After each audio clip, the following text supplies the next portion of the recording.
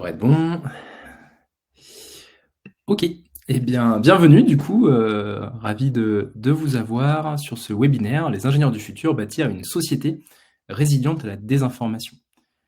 Donc je m'appelle Valérian Pep, je suis l'un des 2 cofondateurs de Be My Media, entreprise à mission, qui, développe des ressources dans l'éducation aux médias et à l'information et je m'occupe en particulier des sujets liés à la pédagogie, que ce soit, les sujets liés à l'ingénierie pédagogique et à l'accompagnement des établissements, partenaires de Be My Media. Ce que je vais vous proposer aujourd'hui dans ce webinaire, c'est, 2 grands temps finalement. Alors un premier qui sera le plus important, qui est une exploration, en tout cas essayer de balayer ensemble, les enjeux, de la pratique informationnelle des jeunes aujourd'hui. En particulier, en tout cas, je vais essayer de m'y atteler, des enjeux qui se posent aux étudiants en école d'ingénieur, même si le début du propos, en tout cas, sera peut-être plus largement, sur la génération, des étudiants. Mais on aura quelques développements spécifiques sur les enjeux qui se posent aux ingénieurs et encore une fois, n'hésitez pas à interagir, à utiliser le chat pour poser vos questions.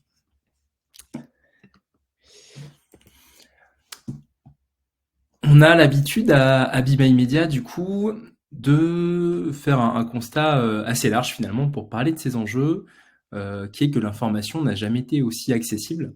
Alors j'enfonce un petit peu une porte ouverte évidemment, mais avec la digitalisation de la pratique de l'information, avec Internet, les réseaux sociaux, depuis bien une dizaine d'années maintenant en tout cas, on a vraiment accès à une surabondance d'informations. On parle aussi d'un phénomène d'infobésité qui fait justement voilà, qu'on peut être à la fois exposé et avoir accès à une multitude d'informations, ce qui est évidemment une richesse, mais ce qui pose un certain nombre de questions. Si on s'intéresse un petit peu plus spécifiquement à la question des réseaux sociaux, on le voit, alors là c'est sur l'ensemble de la population, mais on a 36% des Français qui nous disent s'informer tous les jours par les réseaux sociaux. Ce que cette statistique, voilà, on va prendre quelques statistiques comme ça, mais plus en termes d'illustration, de cas concrets qui permettent justement d'explorer certains enjeux.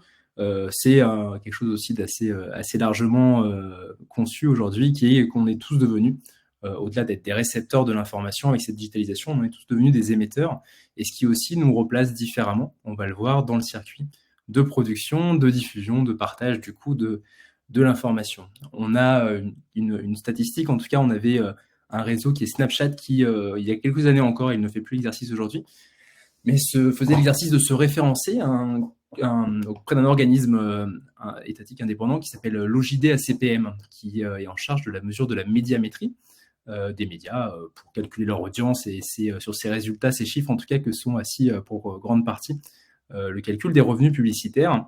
Et Snapchat voilà, a fait l'exercice sur ses contenus d'actualité de se référencer sur ce classement, et chaque mois, sur évidemment l'audience digitale, était très très largement en tête. Il cumulait plus de 3 milliards de pages lues et vues par mois, quand Le Monde, qui était le premier média de la presse d'information générale dans ce classement, n'était que, entre guillemets, à 50 millions. Donc on le voit, alors que Snapchat n'est pas encore le réseau le plus utilisé, ou en tout cas pas par toute la population. Vraiment des écarts qui sont vraiment très forts. Et finalement, ces réseaux sociaux aussi sont placés comme un nouvel intermédiaire finalement entre les médias dits traditionnels, en tout cas les différentes familles de médias qui produisent et qui diffusent d'informations, et nous qui la recevons, et c'est en particulier vrai évidemment pour les jeunes. Un réseau social, pour continuer d'explorer un petit peu cette première thématique qui évidemment aujourd'hui fait l'actualité, en tout cas qui est très largement utilisée en France et ailleurs, c'est TikTok. TikTok, ce qu'il faut savoir, c'est qu'avec son équivalent chinois, il est devenu depuis 2021 le site web le plus visité au monde. Donc voilà, ça montre bien l'ampleur, en tout cas le phénomène TikTok comme il est parfois appelé, en tout cas la place qu'a pris TikTok. Une statistique qui est vraiment assez incroyable, en tout cas qui est plus que significative, c'est l'année passée, là c'est une enquête Sensor Tower 2022, le temps moyen passé en France quotidien, j'insiste bien quotidien, par les utilisateurs de TikTok, qui était près de 20 millions l'année passée, et de 95 minutes, donc plus d'1 heure et demie. Ce chiffre, il est encore plus important si on regarde uniquement le segment des jeunes, mais en tout cas, voilà, ça nous montre bien, en tout cas, qu'aujourd'hui, les réseaux sociaux, finalement, ont pris une place plus prépondérante dans nos quotidiens, dans cette pratique de l'information. Évidemment, Si on commence à rentrer un petit peu dans le détail, quand on parle de pratique de l'information, on va ne pas parler que de pratique de l'information d'actualité, comme on pouvait parfois ou autrefois en tout cas l'entendre, mais évidemment tout type d'information. Alors parfois, mais c'est peu le cas finalement de l'information connaissance, mais surtout du divertissement, du loisir et différents types d'informations. Et tout cela aussi se retrouve mêlé finalement dans la surabondance d'informations à laquelle les étudiants en particulier, puisqu'on s'intéresse à eux aujourd'hui, ont accès. Une des grandes questions, on va en parler, c'est la source. Et c'est aussi tout simplement la nature de l'information à laquelle ils sont en continu exposés. Là encore, voilà, je vous l'ai dit, du coup, on va essayer de prendre un certain nombre de statistiques, non pas parce qu'elles sont des vérités absolues, mais plutôt parce qu'elles nous permettent de nous poser certaines questions. 53% des Français partagent des informations sans en vérifier la source. Donc là, c'était un sondage de 2018 déjà, mais on n'a pas eu d'éléments plus récents, parce qu'on n'a pas eu connaissance sur cet élément-là. Donc 53% des Français partagent des informations sans en vérifier la source. Et finalement, si on remet en perspective les premiers éléments qu'on vient de partager, c'est-à-dire une information qui se passe aujourd'hui en grande partie sur les réseaux sociaux, avec des temps, on le voit, d'utilisation qui sont vraiment massifs, et une surabondance d'informations et une information qui s'appuie beaucoup sur le divertissement, en tout cas qui mêle énormément divertissement, actualité, connaissance, fait qu'il y a un besoin de compétences informationnelles, et ça va être tout l'objet de mon propos, qui est peut-être plus important qu'il ne l'a jamais été, ou en tout cas qui est absolument essentiel encore aujourd'hui. Et cette statistique, ce qu'elle nous montre bien, c'est que non seulement ces compétences informationnelles, en tout cas, elles méritent d'être travaillées, et surtout, elles sont parfois même dans la routine informationnelle qu'on peut avoir, que peuvent avoir en particulier les jeunes, les étudiants.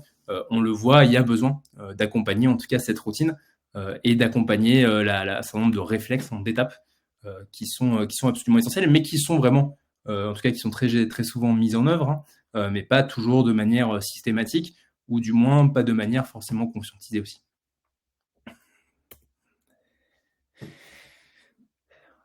Si on parle, l'information n'a jamais été aussi accessible par le truchement des réseaux sociaux. Et cette accessibilité, qui est une richesse, qui est quand même une chance, mais elle induit aussi, pour le coup, comme on a ce nouvel intermédiaire qui vient finalement s'immiscer entre le circuit de production de l'information et nous qui la recevons, évidemment, elle vient introduire aussi une nouvelle forme de biais, notamment des biais technologiques et algorithmiques. Là, ici, la statistique qui nous est donnée, c'est celle sur YouTube, selon laquelle 70% des vidéos visionnées le sont à partir de la recommandation de l'algorithme. La recommandation artificielle, c'est-à-dire à la suite d'une vidéo ou directement dans le fil issu le résultat d'une recherche sur YouTube. Les vidéos qui sont visionnées sont très majoritairement du coup celles qui sont proposées par l'algorithme, qui n'a pour objectif de fonctionnement qu'une logique économique finalement, et absolument pas une logique d'exposition à une pluralité de thématiques, de lignes éditoriales, de sources, ou sans même se soucier finalement évidemment de la crédibilité ou de la qualité de la source d'information. Et évidemment, du coup, ces biais, en l'occurrence technologiques, algorithmiques, qui viennent renforcer un certain nombre de biais qui existaient déjà, et en tout cas, ils ont une place aujourd'hui qui est absolument centrale dans cette pratique de l'information.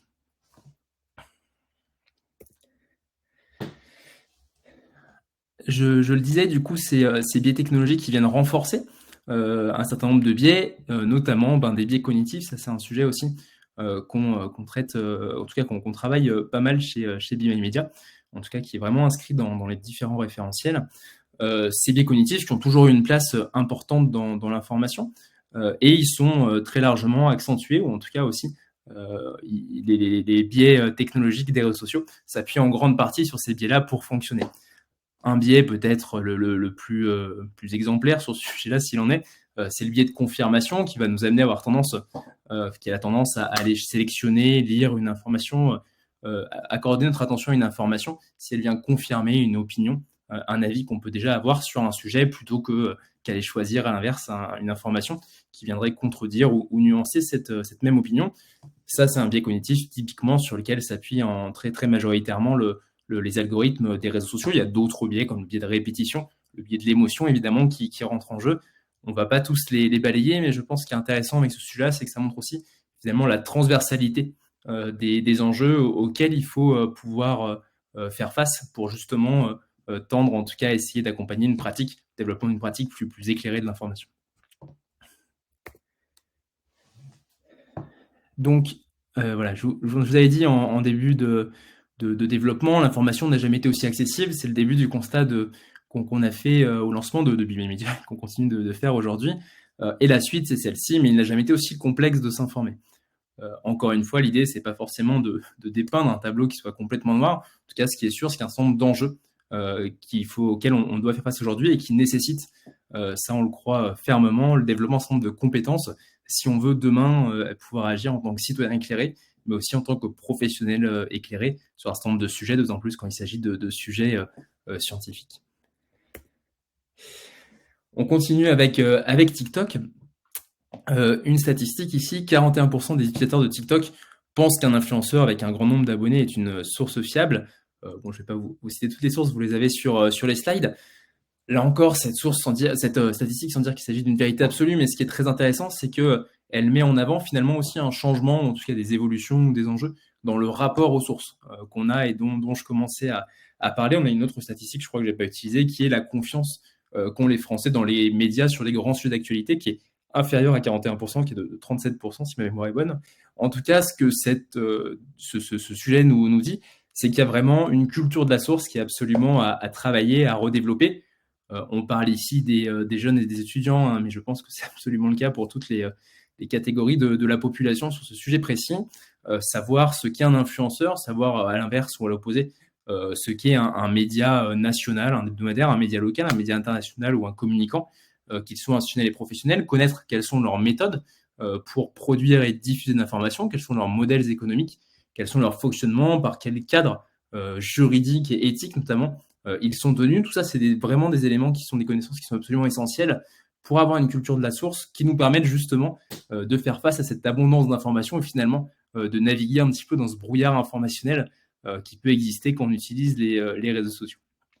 Donc voilà, le sujet de la culture de la source, c'est un enjeu qui est absolument majeur pour pouvoir avoir une forme de pratique de l'information qui soit plus éclairée aujourd'hui.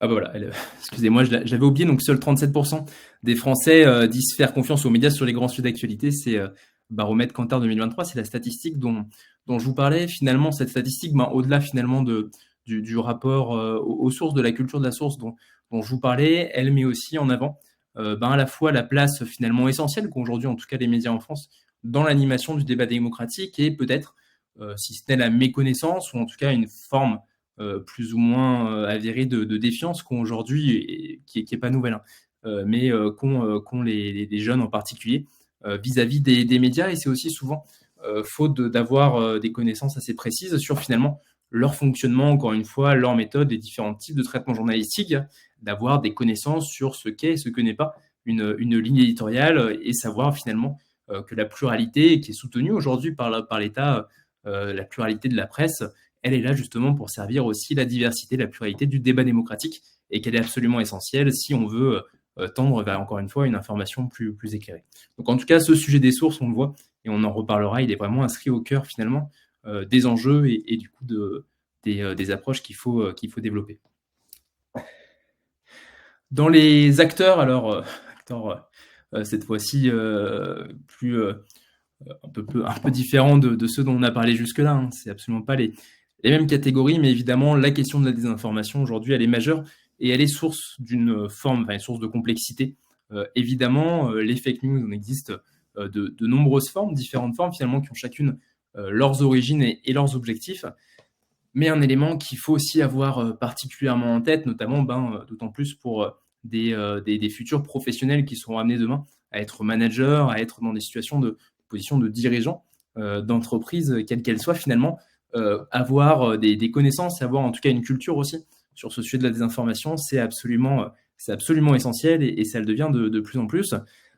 Le rôle ici, encore une fois, un petit peu jusqu'au boutiste de l'approche qu'on peut avoir de ce sujet-là, des officines de désinformation, de ces usines, de ces fermatrolles ou de ces acteurs, soit privés, soit publics, qui dans le monde aujourd'hui participent à certaines opérations de manipulation d'opinion publique, à certaines campagnes de désinformation vis-à-vis d'acteurs publics et privés. Voilà, il y a nombreuses affaires qui ont été documentées, soit par des médias, des journalistes, soit par des scientifiques, par des études, un certain nombre de documentaires aussi qui existent aujourd'hui.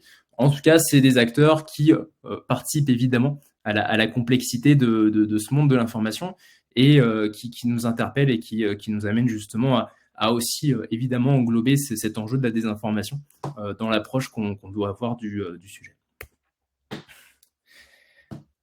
D'autant plus que, et encore une fois, voilà, on essaie de prendre un petit peu le TikTok, qui est quand même aujourd'hui la plateforme sûrement la plus utilisée chez les étudiants.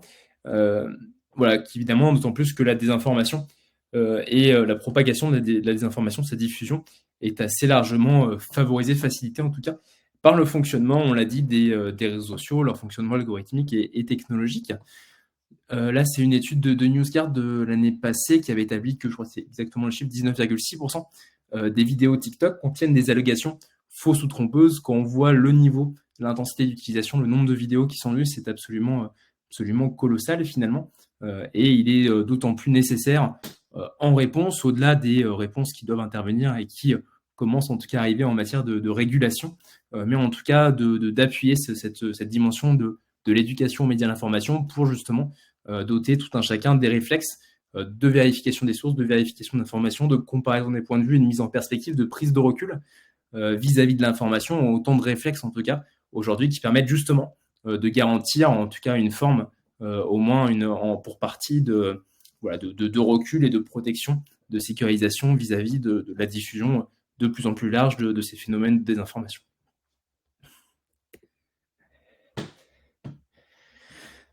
Un sujet évidemment qui interpelle, en tout cas qui aujourd'hui a fait ces derniers mois, en tout cas assez largement, le débat, c'est celui des intelligences artificielles génératives, de textes, d'images, de vidéos aussi, qui évidemment pose un certain nombre de nombreuses questions à la société et au monde de l'entreprise.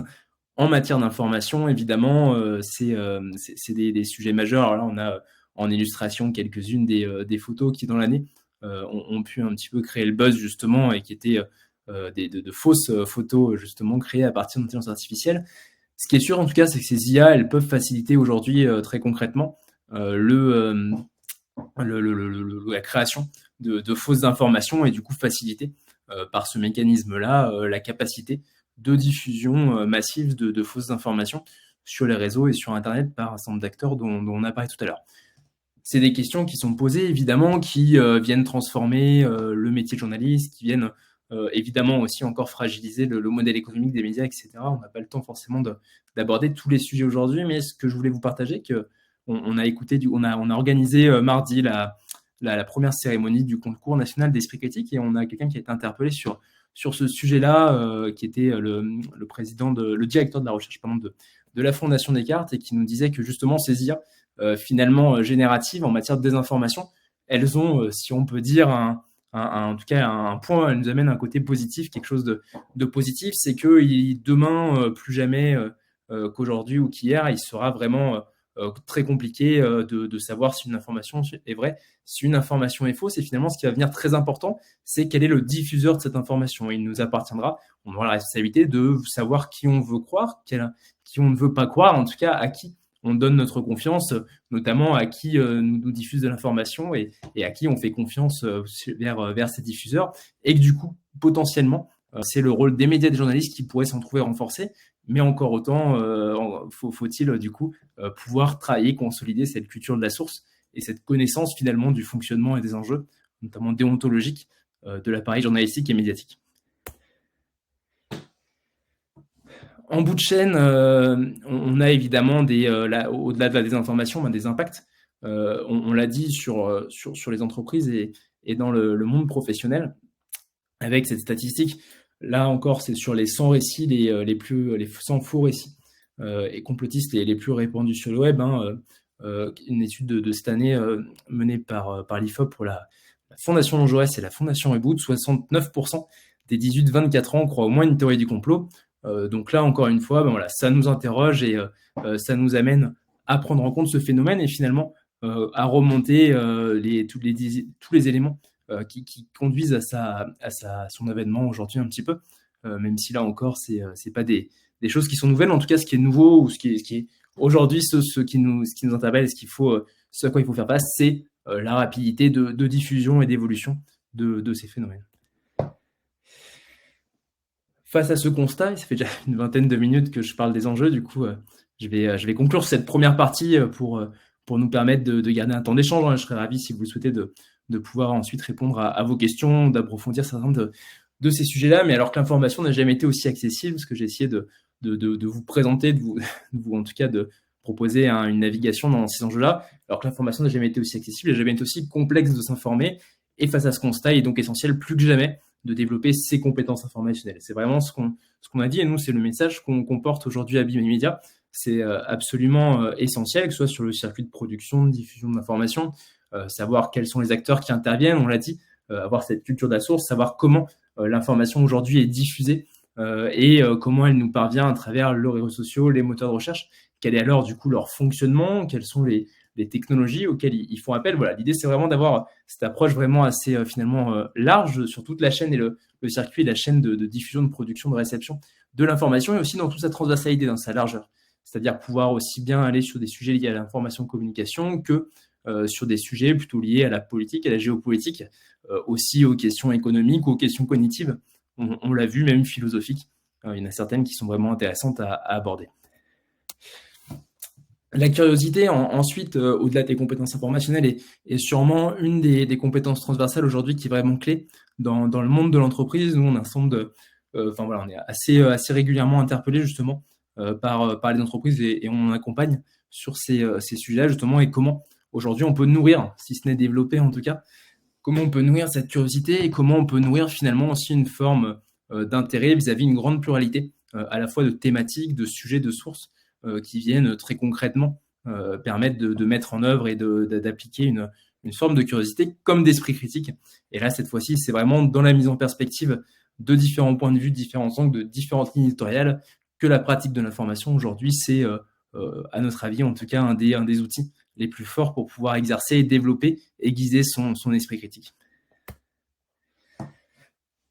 Tout ceci afin, vous l'aurez compris, du coup, d'être un professionnel et un citoyen éclairé. Je pense que c'est vraiment les deux jambes finalement sur lesquelles il faut pouvoir nous tenir aujourd'hui, en tout cas vers lesquelles on tente aujourd'hui nous d'accompagner tous les jeunes avec lesquels on travaille, avec tous les établissements avec lesquels on travaille. Finalement, ces compétences informationnelles, ces compétences transversales de curiosité et d'esprit critique, elles sont absolument essentielles sur ces deux registres-là. Et c'est dans ce sens, en tout cas, qu'on conçoit et qu'on développe les ressources qu'on propose aujourd'hui. Je pense qu'ici, ça fait clairement écho au projet, au programme en tout cas, et au projet plus globalement d'établissement d'une grande partie si ce n'est quasiment toutes, des écoles d'ingénieurs en France en tout cas, avec évidemment des formations avec une grande forme d'excellence en tout cas du point de vue scientifique et technique, mais aussi de managers, d'humanistes qui sont justement en capacité à la fois de comprendre et aussi de faire face aux enjeux que doit traverser aujourd'hui notre société, et pas que finalement nos entreprises, même si tout est évidemment lié. Voilà, donc là j'ai fini cette première partie en presque 30 minutes du coup de balayage un petit peu des enjeux. Ce que je vous propose maintenant, sauf si vous avez des questions qui vous viennent évidemment pendant l'échange là, c'est de vous présenter plutôt nous en réponse face à tout ça finalement ce qu'on fait assez rapidement à BeMe Media. Je vais essayer de tenir une petite dizaine de minutes, et après on pourra avoir une troisième partie plutôt de temps d'échange.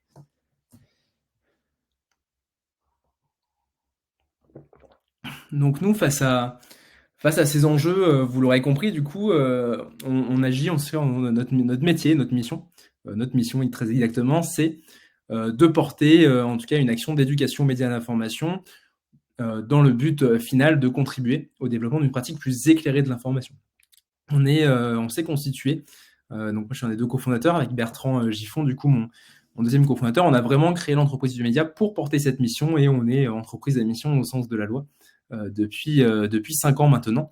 Donc cette mission de contribuer à une pratique plus éclairée de l'information à travers une action pédagogique de développement des compétences informationnelles et des compétences transversales, des soft skills, de curiosité et d'esprit critique. C'est vraiment là qui est aujourd'hui le cœur de notre activité.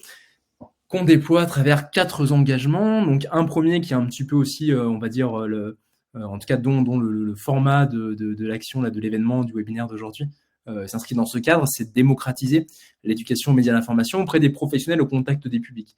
On est assez convaincu finalement que cette action d'éducation aux médias et l'information, elle doit vraiment s'adresser à l'ensemble des publics. Donc depuis 5 ans, on travaille assez largement vis-à-vis du monde de l'enseignement supérieur, des écoles de commerce, beaucoup d'IUT, des universités, vraiment sur toute filière, hein, absolument pas, au contraire, même pas spécifiquement pour les étudiants en école de communication, en école de journalisme, peut-être même plus pour tous les autres publics, quelle que soit leur filière et leur niveau. Aussi, du coup, vers les lycéens, vers des apprentis, beaucoup d'apprentis, ou des jeunes inscrits dans des différents programmes d'éducation populaire ou autres, dans des politiques de quartiers politiques de la ville, etc. Donc sur tous les territoires aussi. Donc voilà, vraiment l'idée c'est très largement, et pour toucher, pour accompagner ces publics-là, il y a vraiment un travail important de démocratisation, hein, pas forcément de sensibilisation, mais en tout cas de partage de ces enjeux pour essayer d'engager, d'amener le plus de monde à s'en saisir, et c'est là qu'est notre premier engagement. Le deuxième, c'est une action de sensibilisation des publics, et là on va le voir dans les différentes ressources pédagogiques qu'on propose et dans le scénario pédagogique finalement qu'on a développé. Il y a vraiment ce temps de lancement et de prise de conscience, de sensibilisation à ces enjeux-là, qui est absolument essentiel, en tout cas qui est vraiment utile pour l'engagement. Ensuite, des apprenants dans un parcours qui permettent très concrètement de transformer ces pratiques de l'information, ou de les accompagner, de les rendre plus robustes vers une pratique plus éclairée de l'information, sur 2 axes, et c'est nos 2 derniers engagements. Faire progresser les publics dans leurs compétences informationnelles, tout en leur faisant pratiquer l'information de manière éclairée, et en les conduisant à mettre en place une véritable routine informationnelle, une vraie habitude d'information plurielle, critique, etc. Pour répondre, du coup, en tout cas pour mettre en œuvre très concrètement vers les publics et d'enseignement supérieur, en particulier du coup les étudiants des cursus d'ingénieurs, on a un référentiel de compétences qui est le suivant. Bon, là, vous avez simplement les 5 grands blocs, hein, déclinés ensuite en 4 compétences pour chaque bloc, et autant d'éléments ensuite pour chacune des compétences, mais présenter rapidement les 5 grands blocs de compétences qui finalement font écho aux enjeux qu'on a abordés en introduction. Un premier sur la connaissance du fonctionnement et des enjeux du circuit de production et de diffusion de l'information. C'est ce que j'ai expliqué tout à l'heure, savoir finalement ce qu'est un journaliste, quelle est sa méthode, quel est son rôle, qu'est-ce qu'un média, quelles sont les questions déontologiques, quels sont les modèles économiques et les liens qui organisent ces différents acteurs. Enfin voilà, retravailler ces connaissances de base. Second bloc de compétences, savoir lire l'information dans sa pluralité de manière éclairée. Ici, il y a vraiment 2 grands sujets qui sont dans ce bloc de compétences. Il y a un premier qui est celui de la culture de la source, dont j'ai déjà très largement parlé, donc connaître les différentes familles de sources et savoir quelles sont leurs motivations, leur manière de fonctionner, les cadres et réglementaires et déontologiques, etc., qui s'appliquent à eux. Donc voilà, et leurs modèles économiques, voilà, j'ai évoqué le sujet. Et seconde dimension de ce bloc de compétences, c'est la question plus méthodologique, plus pratique, de savoir lire l'information de manière éclairée, c'est-à-dire savoir rechercher l'information, savoir vérifier une source, savoir apprécier la fiabilité d'une source, etc. Troisième bloc de compétences, savoir faire preuve d'esprit critique pour une pratique citoyenne de l'information. Ici, on va avoir un premier sujet qui est lié vraiment à la dimension citoyenne, philosophique, historique, démocratique de cette pratique de l'information, ces connaissances assez socles quand même qui sont importantes. Et c'est ici qu'on va aborder le sujet lié, on va vraiment introduire les sujets liés à la désinformation, les différentes formes de fake news, leurs origines, les raisons de leur propagation, et de la même manière pour les théories du complot et pour le complotisme. Quatrième bloc de compétences, je vois le temps qui file, partager l'information de manière responsable à l'ère du digital. Donc là, ici, encore une fois en 2 temps, hein, vous l'aurez compris, comme pour tous les blocs, ce qui va être vraiment important, ça va être déjà d'aller décortiquer, analyser le fonctionnement et encore une fois, de manière assez transversale, des moteurs de recherche et des réseaux sociaux, et de comprendre comment tout cela fait sens et interagit avec tous les éléments qu'on a vus dans les 3 premiers blocs, et une dimension plus pratique finalement sur le partage, sur la question notamment de la revue de presse, par exemple, un certain nombre d'éléments qui permettent justement de développer d'autres formes d'utilisation de ces outils-là, sans encore une fois tomber dans une caricature qui amènerait à inviter à se déconnecter complètement de tous ces réseaux. C'est pas l'idée, c'est plutôt de s'appuyer sur la pratique existante, de l'enrichir, de la consolider, de la structurer et de faire prendre du recul sur cette pratique-là. Et c'est tout l'objet finalement aussi de ce bloc de compétences. Le 5e et dernier bloc, du coup, c'est un approfondissement un petit peu transversal des 3 grandes familles de biais qui viennent affecter notre pratique de l'information, dont on a parlé finalement dans l'introduction, la première partie, qui sont les biais technologiques et algorithmiques, les biais cognitifs, j'en ai cité quelques-uns, et aussi les biais médiatiques. Très concrètement, l'idée, c'est pas de les effacer, c'est question de l'éditorial, d'infopublicité, de temps médiatique, pouvoir les aborder aussi. Et vous l'aurez compris, du coup, tout ce référentiel de compétences a pour objectif final de faire tendre vers une pratique plus éclairée de l'information. La place du coup de l'éducation aux médias et à l'information dans les écoles d'ingénieurs, évidemment dans le référentiel de la CTI, prend place sur la compétence numéro 6, cette capacité à trouver l'information pertinente, à l'évaluer et à l'exploiter. De points compétences informationnelles, on ne pourrait être plus clair. Donc évidemment, nous, on en parlera juste après, on a un certain nombre, en tout cas quelques écoles d'ingénieurs avec lesquelles on a commencé à travailler, et toujours, en tout cas, notre action s'inscrit évidemment dans cette partie du référentiel des programmes ingénieurs. Plus largement, quand même, je pense qu'il est intéressant de voir que finalement, l'éducation aux médias à l'information, elle sert aussi de manière transversale d'autres matières, d'autres axes qui ne se retrouvent pas systématiquement dans tous les programmes, mais en tout cas qui sont très souvent des compétences qui sont étudiées, qui sont travaillées. Donc évidemment, les sujets de documentation, d'expression, communication, tous les sujets liés à la veille, à la culture métier, la veille professionnelle, où évidemment l'information est au cœur. Les sujets de soft skills sur en tout cas les matières qui ont pour objectif de contribuer plus précisément que d'autres, en tout cas sur le développement de l'esprit critique, de la curiosité. Aussi les langues vivantes, l'anglais, l'espagnol, et la culture générale aussi, c'est des matières qu'on retrouve assez régulièrement et dans lesquelles, évidemment, l'éducation média, la pratique de l'information est vraiment importante. L'idée aujourd'hui, c'est pas de vous faire une démonstration d'outils, c'était vraiment de partager les enjeux. Donc je vais pas aller sur l'application, mais simplement voilà, pour quand même vous puissiez concrètement voir de quoi il s'agit. Donc l'application Be My Media pour permettre justement la mise en œuvre de ce référentiel. C'est une application, une ressource pédagogique numérique qui repose sur une pédagogie du fait, une pédagogie de la pratique, de l'information, et qui pour ce faire va articuler 2 grandes dimensions. Une dimension un peu plus classiquement, on va dire e-learning, on y viendra avec un nombre de contenus, et surtout une dimension pratique, où en fait on va retrouver un fil d'actualité, un agrégateur d'un peu plus de 500 sources d'informations dans une très grande pluralité qui vont permettre de mettre en compétence très concrètement et très régulièrement ces compétences informationnelles, c'est-à-dire d'amener à rechercher, lire, comparer, lire des revues de presse, faire des revues de presse, etc. régulièrement, très régulièrement, tout au long en tout cas, de la progression dans le parcours, et tout cela est articulé par un environnement, une pédagogie ludique. Donc on a, je vous l'ai rapidement expliqué, donc en fait ce fil d'information, d'actualité, qui a un peu plus de 500 sources, évidemment de la presse d'information générale, des médias indépendants en ligne, internationaux, nationaux, locaux, aussi des communicants institutionnels, professionnels, de différentes échelles, sur différentes compétences et différents métiers, des sources professionnelles aussi, avec des fils d'actualité métiers, une vingtaine aujourd'hui qui sont disponibles. Tout cela est organisé dans un algorithme qui se veut éthique et pédagogique, en tout cas, et surtout très concrètement pour objectif d'exposer à un maximum de sources, de thématiques, les étudiants qui vont utiliser l'application. On a sur chaque article qui est lu une petite technologie qui va permettre à l'étudiant d'aller comparer les points de vue sur ce sujet en découvrant les articles qui viennent d'autres sources, qui vont amener des angles, des lignes éditoriales qui sont complémentaires, des types de traitements qui sont différents. Donc tout ça pour faciliter évidemment l'exercice de l'esprit critique dans une pratique de l'information, et des revues de presse. Alors nous, on en fait 2, on en diffuse 2 chaque semaine chez Be My Media. Une première pour aiguiser l'esprit critique avec un grand sujet d'actualité sur lequel on va mettre en perspective, on le voit ici en jaune, 5 actualités différentes. Une seconde où on va plutôt essayer de nourrir la curiosité en amenant 5 actus qui ont pu passer au second plan de l'actualité de la semaine. Et en fait, ce qu'il faut bien voir, c'est qu'à chaque fois que les étudiants vont lire des articles, comparer des points de vue, etc., ils vont gagner un certain nombre de points d'expérience qui va leur permettre de progresser dans le parcours e-learning. Et ce nombre de points d'expérience, ça peut paraître un détail, mais c'est vraiment important.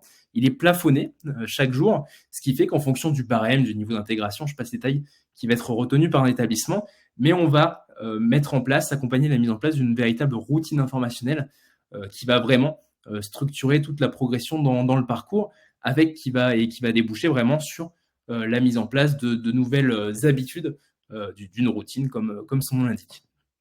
Et donc tout ceci, cette pratique de l'information, elle est vraiment à contextualiser, hein. C'est pas un outil d'information, simplement entre guillemets pour avoir une solution d'information, mais vraiment dans un objectif pédagogique d'éducation aux médias de l'information, en l'occurrence, qui est mis au service du coup d'un parcours e-learning, mobile learning, qui est organisé sous une forme d'une série avec 5 saisons. Chaque saison correspond à un bloc de compétences, 20 épisodes à chaque fois, des petites définitions, des textes, des infographies, des petites activités, des exercices. Et surtout, pour valider une saison, passer à la saison suivante et débloquer le badge qui est associé, les élèves vont devoir, les étudiants, acquérir un certain nombre de points d'expérience et donc pratiquer l'information un certain nombre de fois, un certain nombre de jours, un certain nombre d'intensités pour pouvoir progresser au fur et à mesure dans la série.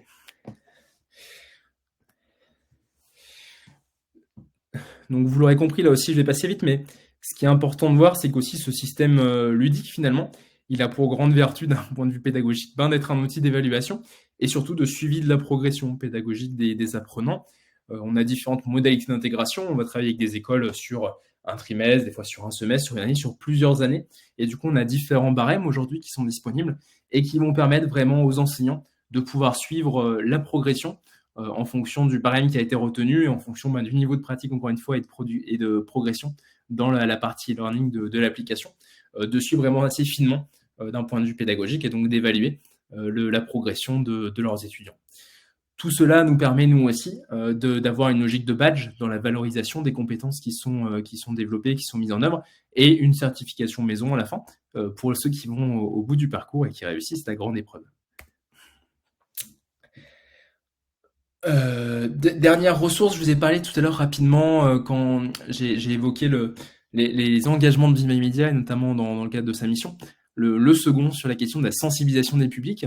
En fait, pour faciliter, en tout cas pour outiller aussi, hein, très concrètement, c'est ce besoin de sensibilisation des étudiants à la découverte, à la compréhension de ces grands enjeux dont j'ai un petit peu parlé, des médias de l'information. Vous connaissez sûrement le format fresque pour le climat, le numérique. Donc ça fait 3 ans et demi à Be My Media. On a développé la fresque de l'information qui marche vraiment super bien, plusieurs milliers de jeunes qui ont joué aujourd'hui, et donc qui permet sur un atelier de 2 ou 3 heures, plus souvent de 2-3 heures en tout cas, par le jeu, par l'intelligence collective, de faire cette découverte de ces enjeux-là, et ensuite d'avoir, à travers la prise de conscience, un engagement d'autant plus fort et d'autant plus sincère aussi dès le départ en tout cas, dans le parcours Be My Media de la part des publics. Donc vraiment, c'est un petit peu ça peut être, hein, c'est pas obligatoire, mais en tout cas, c'est un temps de lancement qui aujourd'hui est vraiment plébiscité par les établissements qui le mettent en place. Et nous, notre métier, bon, on fait pas mal d'animations encore, on a un réseau d'animateurs pour ce faire, mais c'est plutôt de mettre en capacité nos établissements partenaires à animer eux-mêmes cette fresque de l'information. Et pour cela, du coup, on a développé aussi une offre de formation de formateurs, soit en mode e-learning pour des formations individuelles, soit directement sur site en mode collectif, pour vous mettre en capacité de vous saisir et d'animer cette fresque de l'information et ensuite de lancer le parcours Be My Media. Voilà, et en guise de conclusion, alors je vais essayer de tenir les 5 minutes qui me restent, comme ça on aura 15 minutes pour ceux qui peuvent encore un petit peu rester pour quelques échanges. Vous présenter 3 cas d'usage. Alors, le premier, bon là on s'est centré sur les quelques écoles d'ingénieurs avec lesquelles on travaille. Pour être tout à fait honnête avec vous, on travaille beaucoup depuis 2 ans et demi, 3 ans maintenant avec les universités et les écoles de commerce principalement, beaucoup d'IUT aussi, donc vraiment sur tout type de filière. Et du coup, c'est ces différentes typologies publiques et privées d'écoles. C'est la première fois véritablement qu'on fait une action un petit peu de communication, qu'on essaie de se faire connaître vis-à-vis des écoles d'ingénieurs. Donc, on a eu pour l'instant que quelques partenariats qui se sont mis en place depuis l'année passée. Donc voilà, donc c'est ces principales références-là. Donc Centrale Méditerranée, c'est le projet a démarré l'année passée. Et là, sur la première étape, dans le scénario pédagogique dont je vous ai parlé, justement de la fresque de l'information qui a été animée avec 5 intervenants. Donc voilà, sur vraiment un temps un peu collectif où on avait 130 étudiants réunis sur un même temps, du coup dans différentes salles, et sur 3 heures d'animation où on a pu faire cette animation et commencer du coup à lancer ce parcours-là. Donc c'est évidemment un projet qui s'est bien déroulé et dont on est en train de travailler à la renouvellement là sur cette année. On a 2 autres écoles d'ingénieurs qui sont assez connues, avec qui on a mené des projets assez différents. On a l'INSA Lyon avec lesquels on travaille depuis ce début d'année. Alors là, c'est pour l'instant sur un premier parcours spécifique. Donc là, c'est bien sur l'ensemble du scénario pédagogique Be My Media avec l'application. Et ici, c'est pour un dispositif un petit peu passerelle, si vous voulez, en tout cas pré-parcours cursus ingénieur, et avec voilà un peu dans ce sas de préparation, on peut l'appeler comme ça, où justement on vient travailler au-delà de la compétence informationnelle sur finalement les éléments de culture métier, de culture générale, de soft skills qui sont vraiment importants aussi dans cette phase de préparation et de préparation à l'intégration du cursus ingénieur en 3 ans ensuite. École des ponts Paris Tech, là cette fois-ci, c'est aussi sur la première étape, la première séquence du scénario pédagogique, donc sur l'action de sensibilisation. Ça, c'est une action qui est plus récente. C'était il y a quelques mois et on a là pour le coup formé, formation de formateurs, du coup de 8 ou 9, je ne sais plus, c'est moi qui l'avais assuré en tout cas, intervenant principalement les équipes du centre de documentation de l'école des ponts qu'on a formé à l'animation, l'appropriation et l'animation de la fresque d'information avec l'ensemble de leurs élèves. Un cas, cette fois-ci, alors on sort un petit peu évidemment du spectre des écoles d'ingénieurs, mais plus significatif par le nombre d'étudiants qui sont concernés, c'est l'Université de Montpellier. C'est la 4e année qu'on travaille avec eux, donc on travaille comme Montpellier Management, qui est cette composante universitaire sur le management depuis 4 ans. On travaille aujourd'hui également avec la faculté d'économie, je vois qu'il manque le terme, excusez-moi, et les ex sur la sécurité et l'environnement en plus cette année. Donc là, on a quasiment, je crois, 8000 étudiants cette année qui sont sur le parcours d'e-MyMedia avec l'application et aussi la fresque. Là aussi, les équipes ont été formées. Sur uniquement Montpellier Management, c'est les statistiques qu'on a ressorties.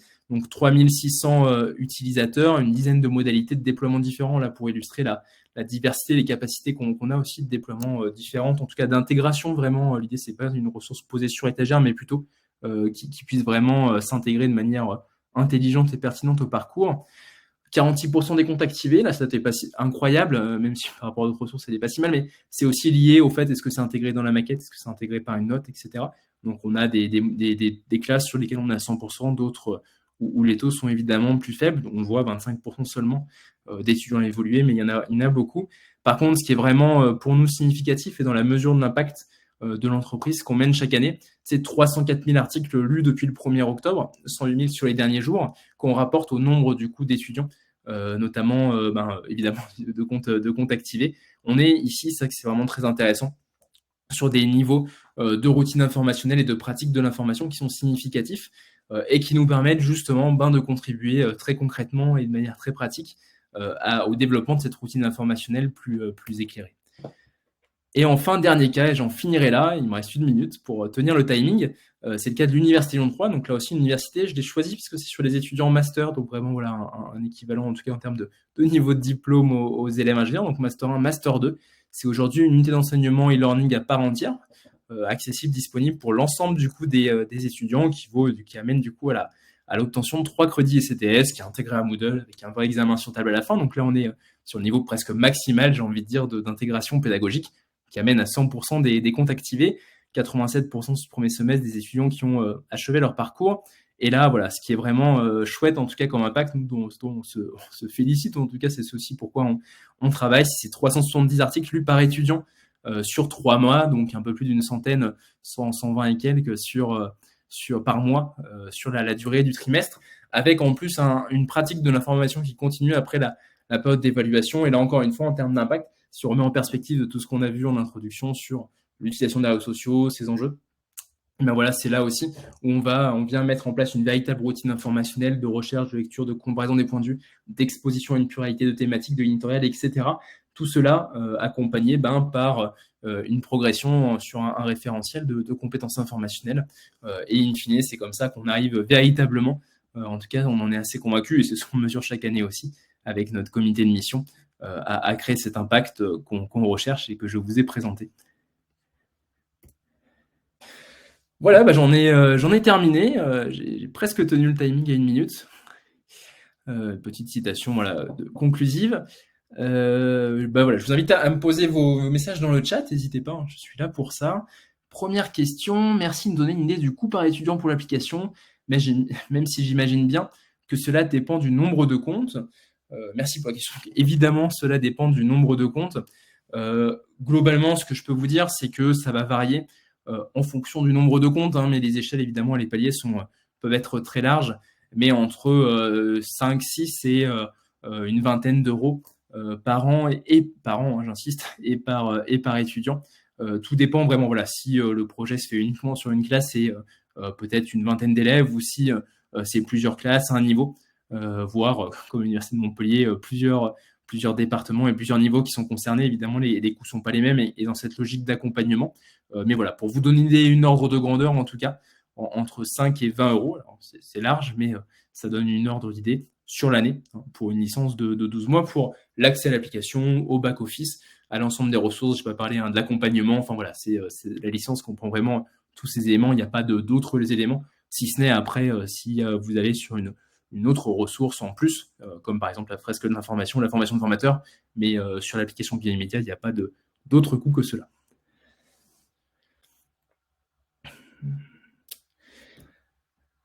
Est-ce qu'il y a d'autres questions?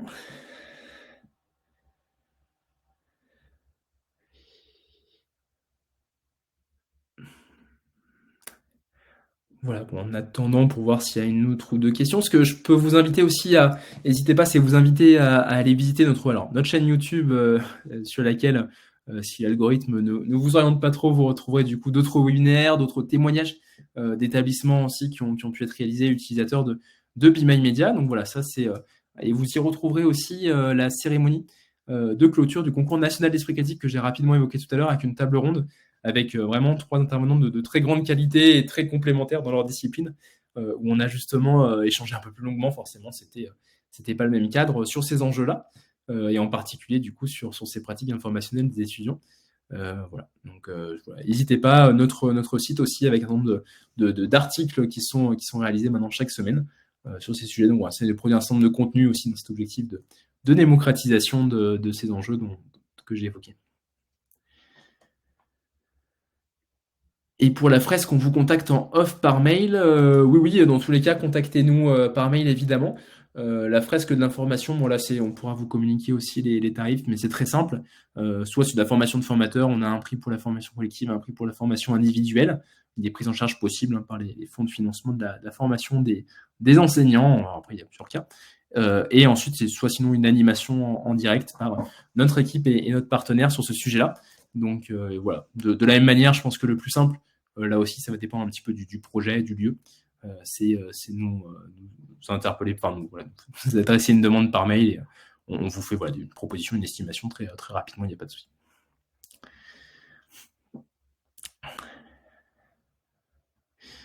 Je vois qu'il y a quelqu'un qui est encore en train de taper un message.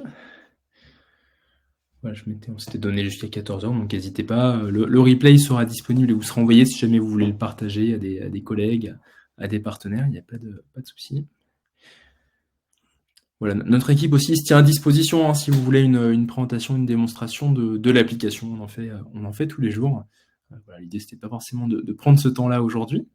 C'était plutôt une introduction, une découverte aux enjeux sur le fond, quoi.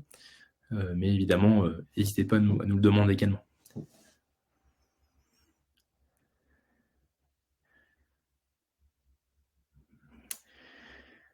Très beau projet, je suis intéressé par le replay pour la diffusion. Merci en tout cas, et avec plaisir. Le replay, normalement, vous sera envoyé donc automatiquement par email par la plateforme, mais dans tous les cas, on pourra vous le partager, et il sera hébergé sur YouTube en tout cas.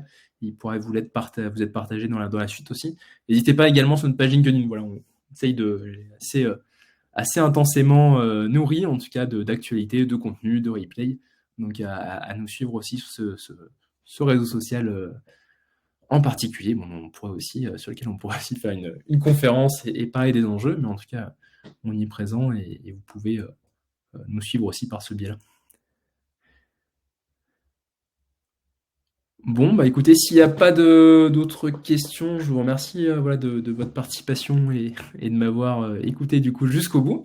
J'espère que ça vous aura apporté de la valeur. En tout cas, n'hésitez pas à nous contacter si vous voulez qu'on poursuive les échanges, si vous voulez avoir des informations, des présentations un peu plus concrètes de ce qu'on fait à Be My Media. En tout cas, on est là pour ça et c'est avec plaisir en tout cas qu'on pourra envisager et réfléchir avec vous à des projets qui permettront, in fine, encore une fois, de continuer à élargir et renforcer l'impact qu'on cherche à avoir. Merci à toutes et à tous et au plaisir.